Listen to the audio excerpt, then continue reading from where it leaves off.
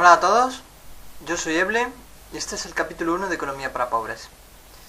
En este capítulo vamos a tratar las propias definiciones de nuestras disciplinas que trataremos a lo largo de este programa. La economía, el derecho y la política, principalmente la economía, por supuesto. Puede parecer que todo el mundo tiene su propia idea ya de lo que son estas áreas, pero creo que conviene hablar de ellas y matizarlas un poco antes de comenzar realmente a hablar sobre la propia economía en sí. Bueno, decir que nadie se asuste al principio porque vamos a seguir las definiciones técnicas y después vamos poco a poco a desglosarlas. Pues comencemos ya.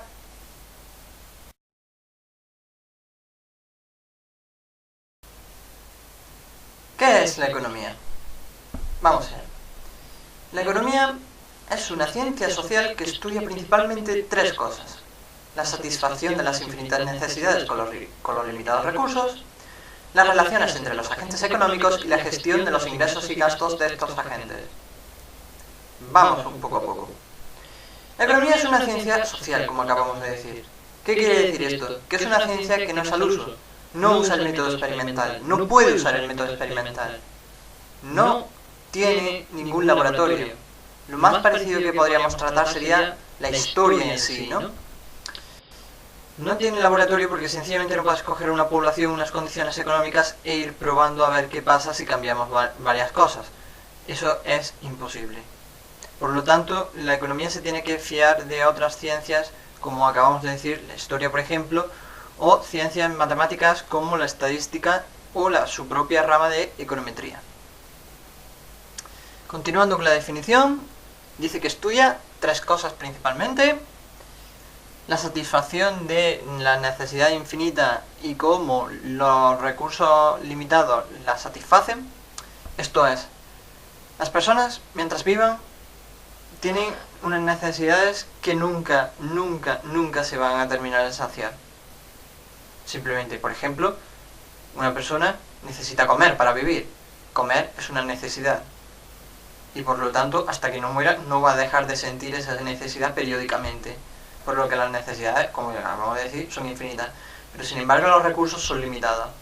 La comida, en un momento determinado, es finita.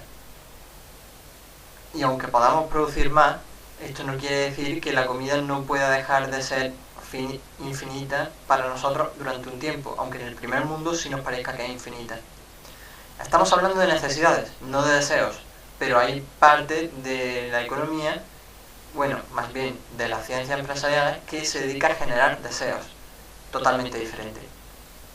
Continuamos con la definición un poco más. Dice que estudia también las relaciones entre los agentes económicos. ¿Qué significa esto? ¿Qué es un agente económico? Un agente económico, por ejemplo, es una unidad que puede generar y consumir cosas. Por ejemplo, una familia o una empresa. Eso es un agente económico. Y dice que estudia las relaciones entre estos agentes. No es complicado de entender, simplemente relaciones que puede tener una familia con una empresa. Una empresa puede contratar trabajo de una persona de la familia. Le da dinero a cambio del servicio que ofrece esa persona de trabajar. Y al contrario, esa persona puede comprar a la empresa un producto. En este caso sería la persona la que entregase el dinero y la empresa la que entregase un producto. Son múltiples relaciones y la economía estudia esas relaciones. Y por último, dentro de esta definición dice que también estudia la gestión entre los ingresos y los gastos de estos agentes económicos. Tan sencillo como estudiar de qué manera gasta una persona, una familia, una empresa, un área de una empresa o incluso un estado. Las decisiones de gastar en sandalias o en zapatillas deportivas, por el precio, por la calidad, todo eso es estudiado por la economía. Mucha gente cuando le hablas de economía automáticamente piensa que se va el dinero. No, la economía no se traduce automáticamente en dinero.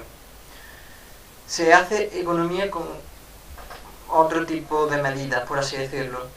El dinero es cierto que es una unidad bastante universal hoy en día, pero por ejemplo con tus materias primas debes tratarlas económicamente, aunque puedas traducirlas a valor monetario, pero no se trata solamente de eso, tienes que usar la economía para más allá de lo que es el dinero en sí.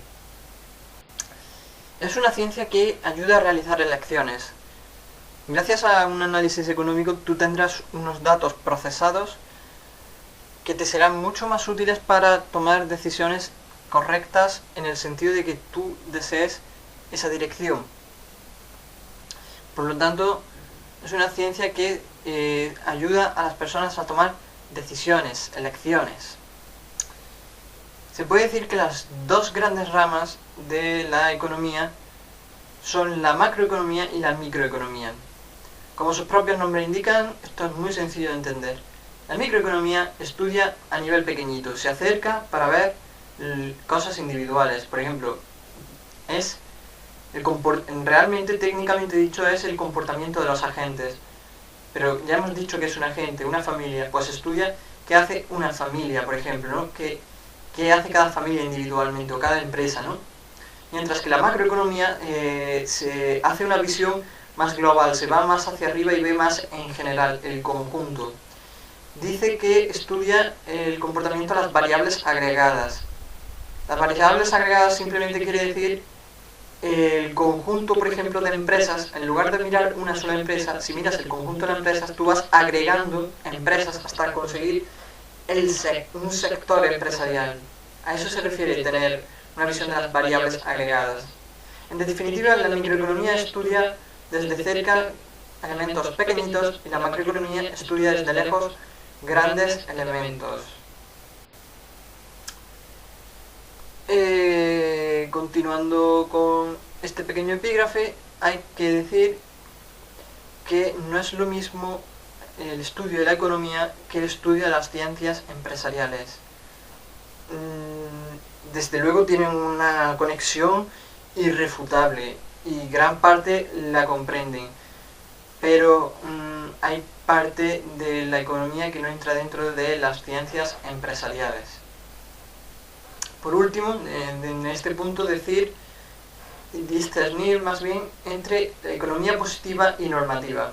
Los conceptos positivo y normativo es algo bastante recurrente en ciencias sociales. Y voy a explicarlo ahora, pero nos servirá más adelante. La economía positiva trata de lo que es cierto e irrefutable. Por así decirlo, ¿qué podría decir? La economía positiva trata de, por ejemplo, si hay pocas unidades de un producto y la gente pide mucho ese producto, el precio se incrementa. Eso es economía positiva. Eso ocurre. Eso pasa. Y es así. Mientras que la economía normativa se basa más en opiniones. Mucho más adelante veremos que hay varias escuelas y cada escuela plantea ante los problemas económicos ciertas soluciones. Puede que varias escuelas tengan razón en que esas soluciones sirven para solucionar esos problemas económicos, pero el peso que le da cada escuela, la importancia que le da cada escuela a esas soluciones es una opinión, es economía normativa, efectivamente.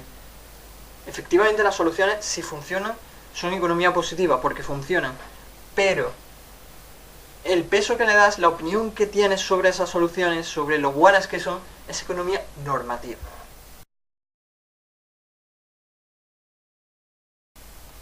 ¿Qué es el derecho? Vamos con la definición técnica.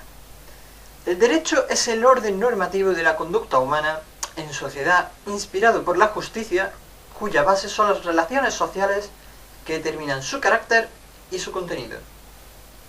Que nadie se asuste. Vamos poco a poco. Es el orden normativo. Son normas. Bien, son normas. De la conducta humana en sociedad. De cómo hay que comportarse dentro de una sociedad. Si estamos solos, no tiene sentido. inspirado en la justicia. Esto quiere decir que se persigue un fin de justicia, de igualdad, de equidad, cuya base son las relaciones sociales que determinan su carácter y contenido. Esto quiere decir que la base para hacer estas normas se basa en las relaciones sociales de ese momento, de ese lugar, que determinan, como acabamos de decir, cómo son y qué son esas normas. También se entiende el derecho como el conjunto de leyes, reglamentos, ordenanzas similares de carácter permanente, obligatorio, creadas por un Estado. El derecho es el conjunto de las leyes de un Estado, por ejemplo. Luego también hay dos concepciones del derecho que no es que sean diferentes, es simplemente que hay que añadirles un pequeño apellido. Estoy hablando del derecho objetivo y subjetivo. El derecho objetivo, como hemos dicho hace muy poco, es el conjunto de reglas que rigen la convivencia de los hombres en una sociedad. Bien, todo el mundo entiende el derecho así, pero también la gente entiende el derecho como la facultad, la posibilidad o la autorización que puede tener una persona conforme a las normas y que tiene una persona frente a otra persona, ya sea para ejercer poder o lo que sea. Esto es sencillamente el tengo derecho a. Vamos a explicarlo poco a poco, con un ejemplo mejor. Un jefe y un empleado. El jefe tiene derecho a mandar en el ámbito profesional, dentro del ámbito del trabajo, a sus empleados. Tiene, como ya he dicho antes en la definición, facultad conforme a las leyes, porque las leyes dicen que un jefe que está jerárquicamente por encima, pues puede ordenar hasta cierto punto a sus empleados, y es una facultad que tiene un sujeto frente a otros sujetos, un jefe frente a sus empleados, para desarrollar pues su actividad profesional o determinar qué hacen estos muchachos, estos empleados. De eso se trata. Volviendo al epígrafe anterior, aquí también existe el derecho positivo y el derecho normativo. Rápidamente, el derecho positivo es el derecho que es la legislación actual. Sencillo, ¿verdad? Y el derecho normativo es la legislación que debería ser. Esto entra ya dentro de la opinión de cada uno, como ya dijimos antes, en la economía normativa. Simplemente cómo cada uno piensa que debería ser una ley, o qué leyes nuevas debería haber. Por otra parte, también hay que distinguir entre el derecho positivo y el vigente. Derecho positivo, ya lo acabamos de decir, es las leyes actuales, sin más. Pero el derecho vigente restringe un poco más esta definición de derecho positivo. Es simplemente el derecho que se usa.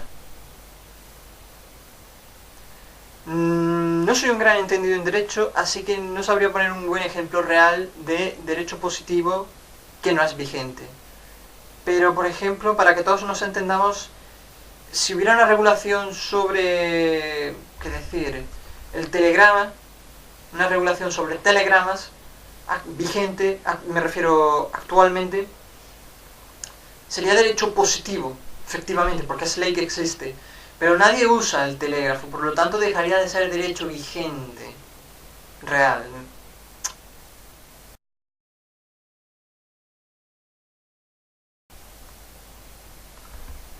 ¿Qué es la política? Vamos con nuestra clásica definición técnica primero. La política es el proceso por el cual el uso de la fuerza coercitiva es legitimado. Un poco complicado. La política es un proceso, no una ciencia.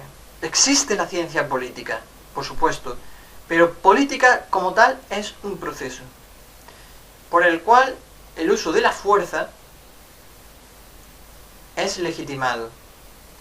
Esto lo que quiere decir es que el poder de usar la fuerza se permite en sociedad. La fuerza coercitiva quiere decir la fuerza que obliga. Y legitimado, la palabra legitimado quiere decir que se permite. Entonces, que la fuerza que obliga está permitida usarla. Esto implica la toma de decisiones en un grupo. El grupo tiene que decidir cuándo se legitima o cuándo se permite este uso de la fuerza. Y asimismo, esto conlleva al ejercicio del poder. El poder de usar esa fuerza a través de lo que se ha permitido. Por otro lado, como ya he dicho hace nada, existe la ciencia política que estudia estas conductas de toma de decisiones en un grupo sobre cuando la fuerza es legitimada y del ejercicio del poder. Y al contrario de lo que se piensa, sus estudiantes no son los políticos, son los politólogos. Los estudiantes de la ciencia política son politólogos, mientras que los que desarrollan una actividad profesional a cargo del Estado, ellos sí son políticos. Pero, repito, los estudiantes de la ciencia política son politólogos. La política es una rama de la ética. Entra mucho dentro de la parte de filosofía. Se toca mucho. Porque sencillamente es parte de la capacidad humana para realizar elecciones. ¿Y qué elecciones realiza? Por lo tanto, la política, más que una ciencia, es una rama de la propia humanidad.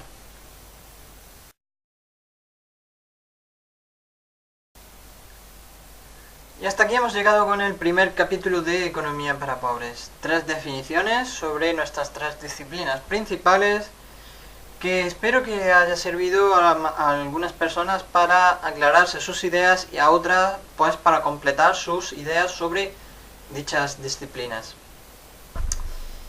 Como siempre, animo a todo el mundo a que envíe sus preguntas o sus quejas o sus dudas o su ayuda a nuestro email economiaparapobres@gmail.com. Y por supuesto, si queréis continuar viendo estos episodios, suscribiros. Muchas gracias a todos y muchas gracias por el apoyo que ya se recibió en el capítulo 0. Con esto me despido. Adiós.